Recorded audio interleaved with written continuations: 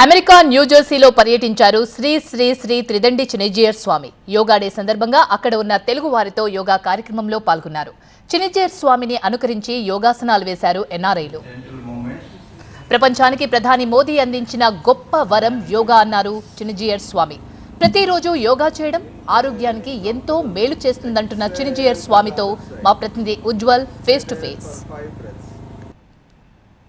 స్వామి, మీరు చెప్పండి, అమెరికా వచ్చినా కూడా మీరు యోగా డే సెలబ్రేషన్స్లో ఎందుకు పాల్గొన్నారు అండ్ యోగా అంటే ఏంటి అండ్ దీని ఇంపార్టెన్స్ ఏంటి?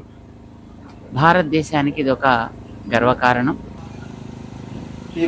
ప్రాచీనమైనటువంటి అతి సులభమైనటువంటి విధానంలో ఆరోగ్యాన్ని ఎట్లా మనం జాగ్రత్తగా పెట్టుకోవచ్చును. మనం ఏదో పెద్ద పెద్ద వ్యాయామాలు చేసేసి వస్తాదుల్లా కావడానికి కాకుండా దైనందిన జీవితాన్ని మనం సుఖంగా జరుపుకోవడానికి, దేహాన్ని స్వాధీనంగా ఉంచుకోవడానికి, మనస్సుని నిగ్రహంలో ఉంచుకోవడానికి, బుద్ధిని సవ్యంగా నిర్ణయాలు చేయగలిగేట్టుగా తయారు చేసుకోవడానికి అనుసంధానంగా మనం యోగాన్ని వినియోగించుకోవచ్చు. ఈవేళ ప్రపంచంలో ఎక్కడైనా మనం ఉగ్రవాదాలని, రకరకాలైనటువంటి చికాకుల్ని గమనిస్తున్నామంటే ఈ రకమైనటువంటి మానసికమైనటువంటి సమతౌల్యం లేకపోవడమే కదా ప్రధానమైనటువంటి కారణం.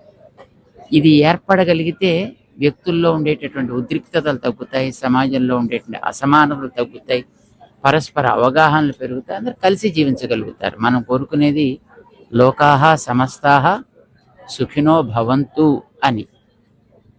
ఇది జరగాలి అని అంటే వ్యక్తుల మధ్య ఒక రకమైనటువంటి సమన్వయం కావాలి.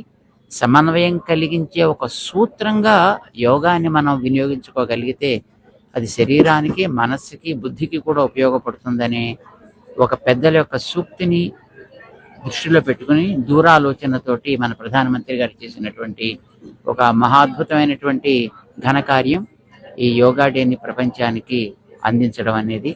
జీవన విధానంగా మార్చుకోగలిగితే మనం వైద్యానికి పెట్టే ఖర్చులను తగ్గించుకోవచ్చు, మానసికంగాను శారీరకంగాను వచ్చే రోగాల్ని మనం అడ్రస్ చేసుకోవచ్చును, సుఖంగా జీవించవచ్చు అనేది అందరికీ తెలియాలి.